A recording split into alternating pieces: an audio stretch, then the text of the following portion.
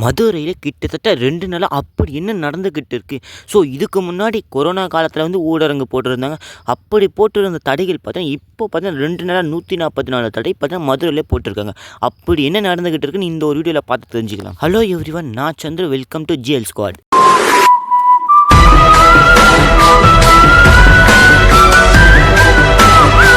அதுக்கு முன்னாடி இந்த மாதிரி இன்ட்ரெஸ்டிங்கான டெய்லியும் ஒரு கான்வர்சேஷனை தெரிஞ்சுக்க சந்திர டாக்ஸை மறக்காமல் சப்ஸ்கிரைப் பண்ணி வீடியோக்கு உங்களோட லைக்கை கொடுத்துட்டு உங்கள் ஃப்ரெண்ட்ஸுக்கு யாராவது ஷேர் பண்ணி விட்டுருங்க. இந்த வீடியோக்கு கிட்டத்தட்ட ஒரு 10 லைக்குக்கு மேலே கொடுங்க, அதுக்கு போதும். வாங்க வீடியோக்குள்ளே போகலாம். மதுரைக்கு 144 தடைகள் கொண்ட ஊரடங்கு ஏன் போடணும், எதுக்கு, இது எல்லாத்தையும் ஃபஸ்ட்டு நம்ம டீப்பாக போய் பார்த்துட்டு வந்துடலாம். மதுரைக்கு பார்த்தீங்கன்னா நேற்றுலேருந்து இன்னைக்கு வரைக்கும் பார்த்தீங்கன்னா போராட்டம் நடத்த போகிறதா சொல்லின்னு இருந்தாங்க. ஸோ அதனால தான் இங்கே பார்த்தீங்கன்னா 144 தடை கொண்ட ஊரடங்கு பார்த்தீங்கன்னா போட்டிருக்கதா சொல்லிடுங்க.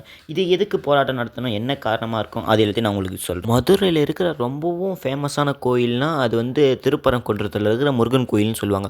ஸோ அந்த ஒரு கோயிலுக்கு இந்த மாதிரி ஒரு பிரச்சனை வந்திருக்குன்னு சொன்னால் என்னாலே நம்ப முடியல. அதாவது என்ன இந்த இடத்துல முஸ்லீம், இந்துக்கள் இவங்க 2 பேரும் போராட்டம் பண்ணுறதுக்கு என்ன காரணமாக இருக்கும்? அதுவும் பார்த்தீங்கன்னா 2 நாளாக போராட்டம் பண்ண போகிறதா சொல்லியிருந்தாங்க. ஸோ இன்றைக்கி மெகா போராட்டம் நடக்கும்னு நான் நினைக்கிறேன்.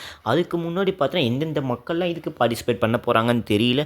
ஸோ என்னென்ன கலவரங்கள் நடக்க போகுதுன்னு தெரியல. அதனால் எதனா ஒரு கலவரம் வரக்கூடாதுன்னு அதனால தான் 144 தடைகள் கொண்ட ஊரடங்கு பார்த்தீங்கன்னா மதுரை இன்னைக்கு போட்டிருக்கதா சொல்லியிருக்காங்க. அதனால் என்னன்னா திருப்பரங்குன்றம் அந்த முருகன் கோயிலுக்கு மலை மேலே ஏறுறவங்க எல்லாருக்கும் பார்த்தீங்கன்னா தடைகளை அறிவிச்சிருக்காங்க. ஸோ அங்கே பார்த்தீங்கன்னா வெறும் போலீஸ் மட்டும்தான் இருக்கிறதா 2 நாளாக சொல்லியிருக்காங்க. ஸோ இன்றைக்கி பார்த்தீங்கன்னா நிறைய கூடுதலான போலீஸ் பார்த்தீங்கன்னா அங்கே நின்று இருக்கிறதா சொல்லியிருந்தாங்க. அதுக்கப்புறம் நம்ம மக்கள் யாருமே அங்கே போகக்கூடாது, இன்றைக்கி பார்த்தீங்கன்னா போராட்டங்கள் மட்டும்தான் நடக்கும்னு வேறு மெயினாக சொல்லியிருக்காங்க. இந்த திருப்பரங்குன்ற கோவிலில் நடக்கிற போராட்டத்துக்கு அதிகமாக எந்த மக்கள் கலந்துக்க போகிறாங்கன்னா தென் மாவட்டங்களை சேர்ந்த மக்கள், அதாவது இந்துவாக இருக்கட்டும், இஸ்லாமியராக இருக்கட்டும், யார் வேணாலும் இருக்கட்டும். ஸோ இந்த ஒரு போராட்டத்தில் கலந்துக்க போகிறதா சொல்லியிருக்காங்க. ஸோ இவங்களுக்கும் இந்துக்களுக்கும் இஸ்லாமியர்களுக்கும் அப்படி என்ன பிரச்சனை வந்திருக்கு? இவங்க 2 பேருக்கும் இடையில் நடக்கிற போராட்டங்கள் பார்த்தா ரொம்ப பெருசாக அமையும்னு பார்த்தீங்கன்னா சொல்லிக்கிட்டு வராங்க. ஸோ இந்துக்களும் இஸ்லாமியர்களும் பார்த்தீங்கன்னா அவங்களோட கருத்துக்களை பார்த்தீங்கன்னா இணையதளங்கள், அதாவது பார்த்தீங்கன்னா சமூக இணையதளங்களில் பார்த்தீங்கன்னா போட்டுக்கிட்டு வராங்க. ஸோ இது பார்த்தீங்கன்னா ரொம்பவும் ட்ரெண்டிங்கில் இருக்குன்னு தான் சொல்லணும். இந்த போராட்டத்தை அறிவிச்சதுக்கு ஒரு முக்கியமான காரணம் என்னன்னா, இங்கே திருப்பரங்குன்றம் கோவிலில் பார்த்தீங்கன்னா இப்போ போராட்டம் நடத்தலைன்னா மிகப்பெரிய வன்முறை கலப்புறதுக்கு ஒரு முக்கியமான காரணமாக இருக்கும். ஸோ அதனால தான் இந்த ஒரு போராட்டத்தை பார்த்தீங்கன்னா இந்த 2 நாளாக பார்த்தீங்கன்னா நடத்திக்கிட்டு இருக்காங்க.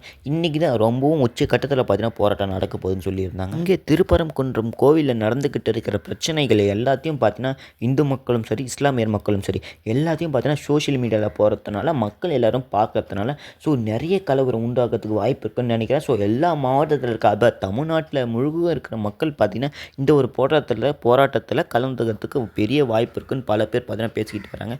இதனால் பல வன்முறைகள் கிளம்புன்னு சொல்லி வச்சுருங்க. இந்த ஒரு வன்முறையும் நடக்கக்கூடாது அளவுக்கு பார்த்தீங்கன்னா இந்த ஒரு போராட்டத்தை நடத்த போகிறதா சொல்லியிருந்தாங்க.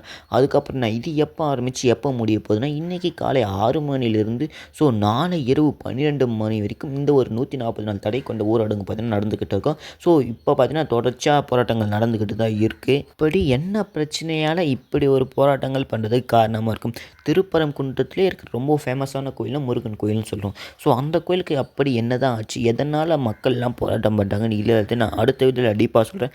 அதுக்கு முன்னாடி இன்ட்ரெஸ்டிங்கான கான்வர்சேஷன் தெரிஞ்சுக்க சந்திர டாக்ஸை மறக்காமல் சப்ஸ்கிரைப் பண்ணி வச்சுட்டு வீடியோக்கு உங்களுக்கு பிடிச்சா லைக் கொடுத்துட்டு உங்கள் ஃப்ரெண்ட்ஸுக்கு எல்லாம் ஷேர் பண்ணிவிடுங்க. அடுத்த வீடியோவில் பார்க்கலாம்.